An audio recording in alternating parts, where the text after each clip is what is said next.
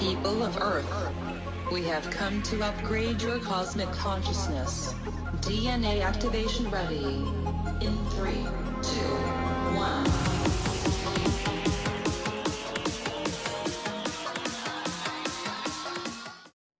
Hi, welcome to Q&A on Breakthrough Leadership. I'm Lou Quinto. And I'm Craig Anderson. Our topic today that we're going to cover is something that we're experiencing a lot of these days, and that is virtual meetings and how do we get the most out of these virtual meetings. And so what we're going to do is we're going to cover 3 points. The first point is we're going to talk about planning. Planning is crucial when it comes to a video conference. More than ever, we need to plan. The second one is we're going to talk about technology, because obviously technology is involved in this, and some people, don't know how to use technology. Or Craig, as you happened this morning, you had the cyber Rona virus hit your computer, and you had to delay our taping today. Then the last thing we're going to talk about is just some quick do's and don'ts when it comes to video conferencing. So Craig, why don't you kick us off and tell us about planning and the crucial aspect of truly planning meetings at this point in our lives? Oh, yeah. Well, Lou, as we've talked about, meetings are, we have somewhat different opinion, but, meetings need to happen, but they need to happen in a way that's intentional, right? I'm building my plan. We know what we're going to cover. And if we have to cover other things that come out of it, maybe that's another discussion we have to have. So, to get back into planning for our meetings, just because it's online doesn't mean we don't have to do all the same things that we know, but always forget to do, right? So one is, get that agenda written out, distribute it in advance and make sure it has all the appropriate information. If there's pre-reads, if there's, the dial-in or whatever it is you need to have, the Zoom information, the links. That's really important just to get all that together. Two, make sure everybody knows what their role is, right? Are you the facilitator? Are you the note taker? Are you the timekeeper for the meeting? One thing I read in a report was that meetings are through this kind of Corona era of doing everything via video conference, they're actually shortening up, believe it or not. So there is importance to get those roles and get the times. And then the other one is, again, don't pull people in that you don't need, right? That is the bane of every meeting, is that kind of, oh, well, I want to make sure, if I invite this person, I have to invite that person, then I have to invite that person. And that is just the wrong way to approach it.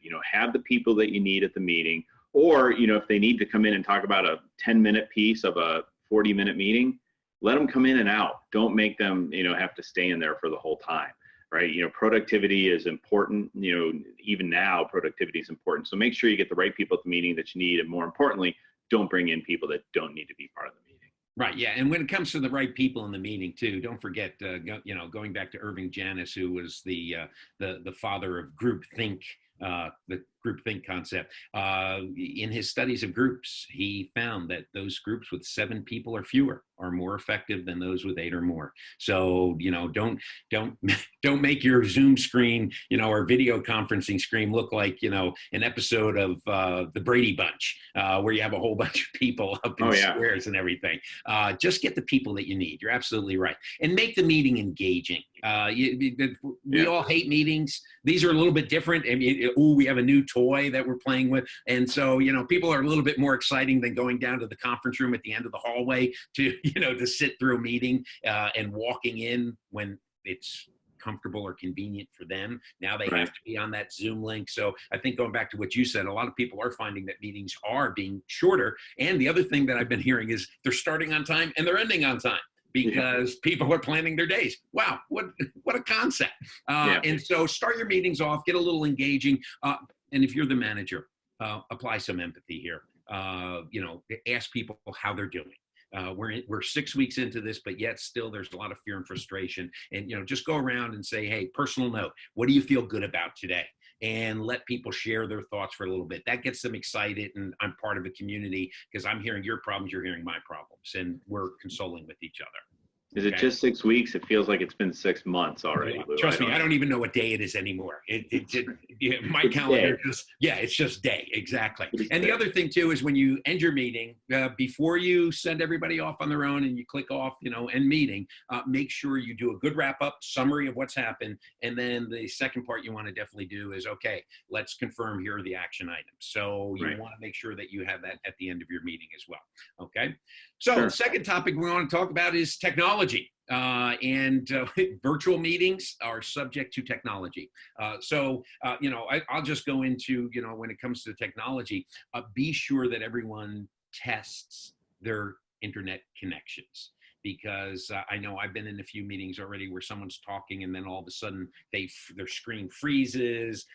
We can't hear them talking, and it's because of their broadbands. As you have told me about, you've got 3 people in the house now all doing work from home, and your broadband internet connection is probably just being traffic is on there. And so there may be some things that show up early, test the microphone. I know a lot of applications or platforms give you the opportunity to test the microphone, test the video and everything before you get on. So show up to the meeting a little bit earlier. And the other thing too is, since these are new toys, explore the platform's functionality. So, screen sharing. How do I share a screen if I'm presenting information? Make sure you understand where that button is. Chats. Make sure you click on the chat button so that you can see people chatting and they can chat at you. Whiteboards, breakout rooms. Really, these platforms give us a lot of things that we can do with them. You need to understand how they work. Oh, yeah. I think the other one is, have a plan B. If there's a dial-in opportunity, that's important to have. I've been on a number of these calls, and you've got a lot of people drawn on bandwidth, and then, just in your house. And then if you expand that out, like all the bandwidth that's getting drawn through your neighborhood. So if all 3 of us are on a conference call, we're trying to schedule our conference calls around each other to try and mitigate some of that. But have a plan B, have a way for people to maybe dial into the meeting. Zoom has either the video capability, but there's also an audio capability, so you can kind of background and get in on that side of it. And I'm sure the other systems have similar opportunities. And then also, especially at the beginning, and maybe at least have somebody who you can reach out to. I think one of the things that I've seen is people are just really struggling, and they're used to having kind of that IT support in the office. Right. And, now with everything so distributed, it's, you're having to figure out a lot of this stuff for yourself. So, not everybody's digital native that's in the office place, right? So people are starting to have to figure out their problems. And maybe that's a good thing. Maybe we'll figure out, we can figure out some of these things ourselves. We're all getting self-actualized now technologically because we have to be. Yeah. So, Oh, I'm sorry. Go ahead. No, it's go. Okay. I was thinking, you mentioned digital natives and everything. One of the things you might want to do is take one of your digital native employees or millennial employees who's used to the computer, and maybe have that person be your cyber czar. And what they do is they connect with everyone, do a quick one-on-one meeting and say, hey, let's go over the platform. Let me show you how to use it. So that this way everyone feels comfortable with all of the functions of that, and you've got that cyber czar, that person who can help you through that.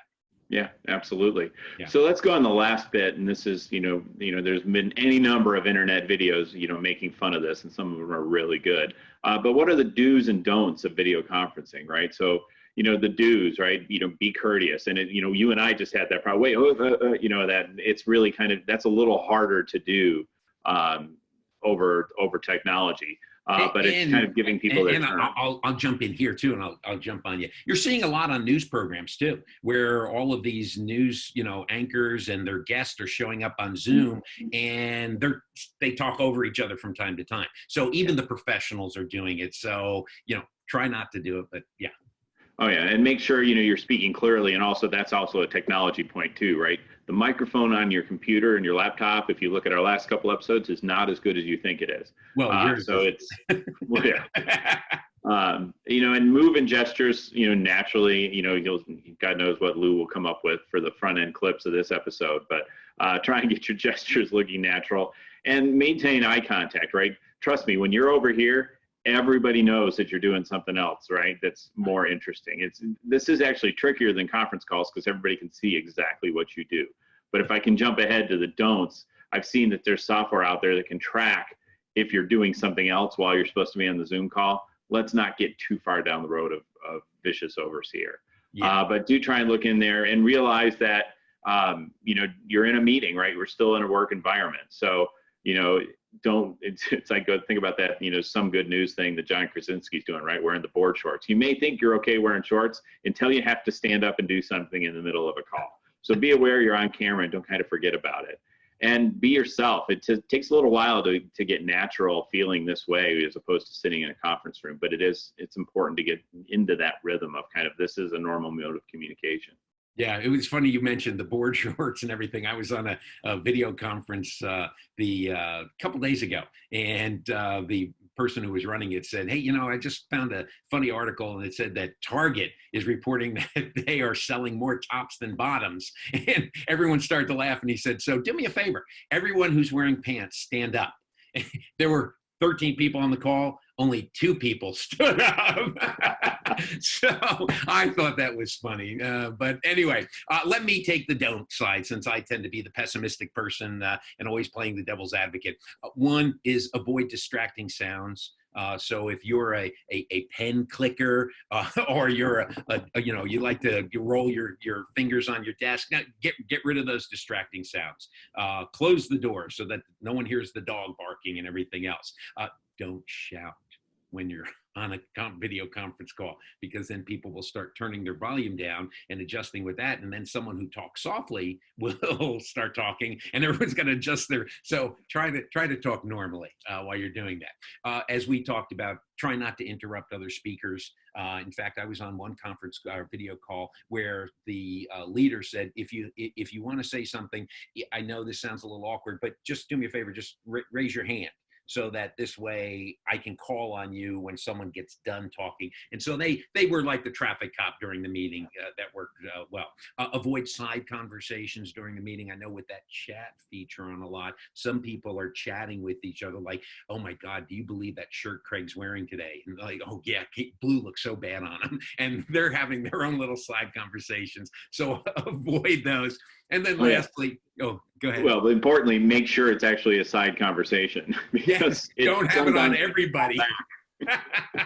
Yeah, I think some people are going to learn the hard way. And then the last one is don't eat during the video conferencing call. If you got a cup of coffee, that's okay, but don't be sitting there eating and munching, particularly if you're having lunch and people didn't have lunch yet, then they're going to be looking at you. They'll be kind of jealous. So yeah. So those are some do's and don'ts. So Craig, what are your key takeaways from today's episode when it comes to having more effective video conferencing? Well, strangely enough, for all the technology, most of the issues are pretty much the same things as you should be having in your regular meetings when you're in person, right? I mean, It's not that different just because you're remote, setting aside some of the technology issues.